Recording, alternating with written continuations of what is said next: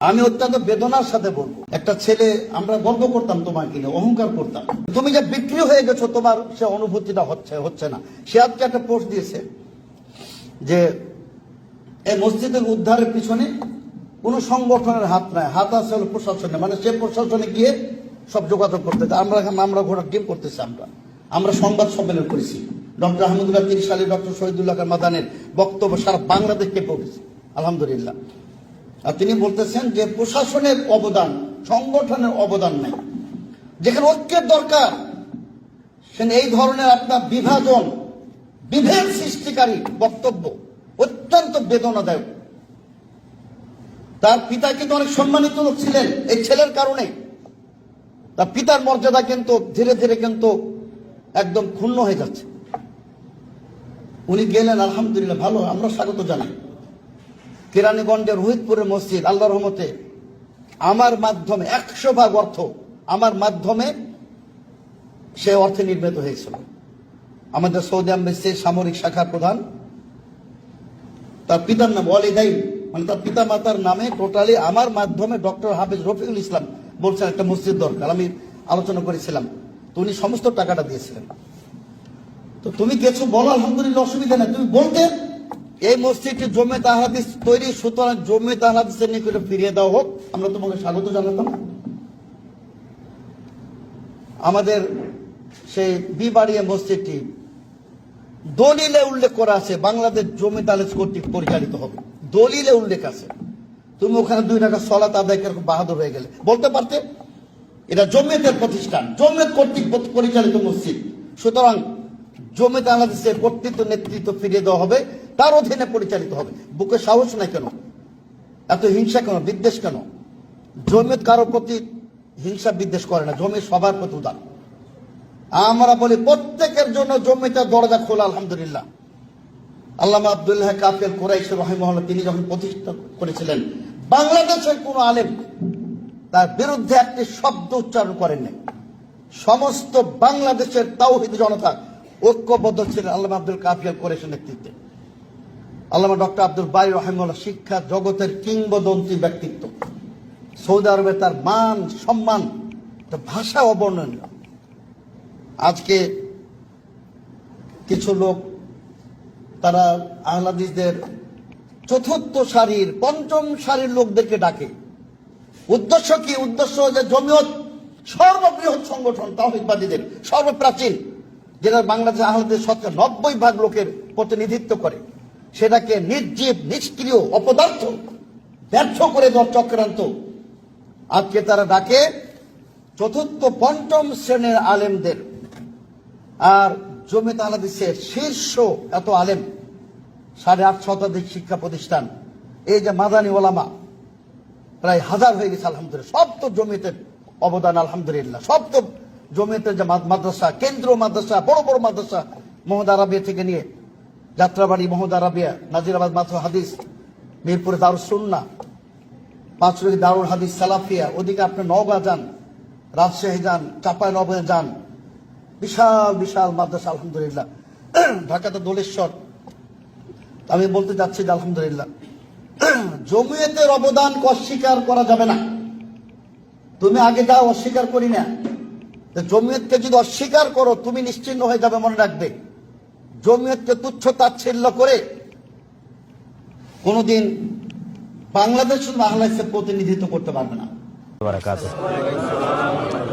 আলহামদুলিল্লাহ ওয়াহদা ওয়াসসালাতু ওয়াসসালামু আলা মান লা নাবিয়্যা বা'দা। প্রশংসা আল্লাহর, সকলেই বলে আলহামদুলিল্লাহ। শান্তি প্রতিরন্ন হোক মুহাম্মদ সাল্লাল্লাহু আলাইহি ওয়াসাল্লামের প্রতি। আজকে আমরা ব্রাহ্মণবাড়িয়া পাঘাচং গ্রামের বাইতুল মামুর জামে মসজিদ, যেখানে পাঘাচং গ্রাম, যে বাইতুল মামুর জামে মসজিদ, যেখানে একটি ন্যাক্কারজনক এবং ঘৃণিত ঘটনা ঘটেছে, যা আপনারা সকলে অবগত আছেন। সেখানে মসজিদে হামলার পরে আজকে আমরা প্রথম এখানে জোহরের সালাত আদায় করলাম। সবাই বলে আলহামদুলিল্লাহ। এবং আল্লাহর কাছে দোয়া করি আল্লাহ যেন আমাদের এই সালাত আদায়কে কবুল করেন। আল্লাহুম্মা আমিন। আল্লাহ যদি আমাদের এই সালাত আদায়কে কবুল করেন, ইনশাআল্লাহ এখানে একদিন বৃহত্তম দ্বীনের মারকাজ প্রতিষ্ঠিত হবে ইনশাআল্লাহ। আমাদের এখানে আসার পিছনে, মসজিদ দেখার পিছনে বা এই মসজিদের সহযোগিতা করার পিছনে দুনিয়াবি কোনো স্বার্থ নেই, সম্পূর্ণরূপে আল্লাহ সুবহানাহু ওয়া তাআলার সন্তুষ্টির জন্য, মাজলুম জনগণের পাশে দাঁড়ানোর জন্য। এই একই ঘটনা যদি কোনো আহলাদিস অঞ্চলে কোনো হানাফি মসজিদের ক্ষেত্রে হতো, তবু আমি সেখানে একইভাবে যেতাম এবং গিয়ে সেই মসজিদের সহযোগিতা করার চেষ্টা করতাম। কেননা এটা হচ্ছে জুলম, অত্যাচার, এটা হচ্ছে অন্যায়ের বিরুদ্ধে, অত্যাচারের বিরুদ্ধে চেষ্টা। এবং এটা আমরা সবাই জানি যে মুসলিম হিসেবে আমরা পরস্পরের ভাই, এবং পরস্পরের ভাই হিসেবে মতবিরোধ সাহাবীদের যুগেও ছিল, মতবিরোধ ইমামদের মধ্যেও ছিল। আজকে যে বিষয়গুলো নিয়ে মতবিরোধ চলতেছে, এগুলো একটাও আজকের মতবিরোধ নয়, এগুলো সব 1300-1400 বছরের পুরাতন মতবিরোধ। এই রাফুল এদাইনের মতবিরোধ, এই সূরা ফাতিহা, জোরে আমিন, এগুলো এখনকার না, বয়স 1300-1400 বছর হচ্ছে এগুলো মতবিরোধের। সহিহ বুখারীতে এগুলোর উপর অধ্যায় আছে, সুনানুত তিরমিজিতে এগুলোর উপর অধ্যায় আছে, এই সেম জিনিসের উপর। কিন্তু তারপরও তাদের মধ্যে ভালোবাসা, ভ্রাতৃত্ব ছিল, উঠা বসা ছিল। আয়েশা রাদিয়াল্লাহু তাআলা আনহার সাথে আব্দুল্লাহ বিন আব্বাস রাদিয়াল্লাহু তাআলা আনহুর ফতোয়ায় মিলেনি, তার মানে কি তারা মারামারি শুরু করেছে? এটা কখনোই হয়নি। তো আমাদেরকে বুঝতে হবে যে ইলমি জায়গায় মতভেদ হতেই পারে, মত পার্থক্য থাকতেই পারে, কিন্তু ভ্রাতৃত্বের জায়গায় ভ্রাতৃত্বের বন্ধন অটুট রাখতে হবে। আমি আশঙ্কা করি যে বাংলাদেশের অবস্থা যেন পাকিস্তানের মতো না হয়। পাকিস্তানে আপনারা যদি হিস্ট্রি পড়েন, তো পাকিস্তান প্রতিষ্ঠার পর থেকে এখন পর্যন্ত কত আলেম ওলামা শুধু এই মাযহাবগত গণ্ডগোল মারামারির কারণে মারা গেছে। মানে বিদ্বেষ এমন পর্যায়ে চলে গেছে যে এক দলের লোক আর এক দলের আলেমেরকে আত্মঘাতী বোমা হামলা করেছে শহীদ হওয়ার নিয়তে, নাউজুবিল্লাহ মিন যালিক। আবার তারা আর এক বড় আলেমকে হত্যা করেছে শহীদ হওয়ার নিয়তে, যেমন আমাদেরই সালাফি আলেম আল্লামা ইহসান ইলাহি জাহির রাহিমাহুল্লাহ, তাকে হত্যা করা হয়েছে, এবং এটার পিছনে শুধু মাযহাবগত মতবিরোধ ছিল। তা আমাদের এই যে সুজলা সুফলা শস্য শ্যামলা বাংলাদেশের যে ঐক্যবদ্ধ রূপ, এইটা যদি আপনারা মনে করেন যে ফিলিস্তিন হওয়া থেকে আটকাতে হবে, তাহলে এখানে এই ধরনের চরম পর্যায়ের বিদ্বেষ স্থাপন করা যাবে না। মতবিরোধ থাকবে, সবাই পজিটিভ ওয়েতে দাওয়াত দেবে।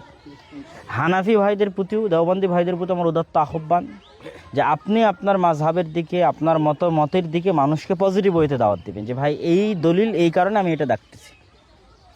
আমাদেরও যারা ভাই আছে তাদেরও উচিত যে সরাসরি কাউকে মুশরিক বলে দেওয়া বা সরাসরি কাউকে কাফের বলে দেওয়া, ঠিক আছে, বা যে ভালোবাসার ব্যক্তিগুলো আছে তাদেরকে মুশরিক বলা।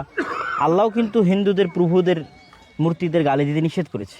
তো আমি যদি ব্রাহ্মণবাড়িয়া থাকি, ব্রাহ্মণবাড়িয়ার কোনো বড় হুজুর, কোনো বড় আলেমের নামে যদি আমি সরাসরি এরকম কিছু বলি, উত্তেজনাকর পরিবেশ তৈরি হবে। তো এই জন্য আমাদেরকে হিকমার সাথে পজিটিভ ওয়েতে দাওয়াতি কাজ করতে হবে, এটা উভয়ের প্রতি আমার উদাত্ত আহ্বান। আর আমি এই মসজিদের সহযোগিতার জন্য, যেহেতু আমি আগেও বলেছি, আমরা এই কেরানীগঞ্জের একটা মসজিদে গেছিলাম, সেখানেও খুব ভয়াবহ পরিবেশ ছিল।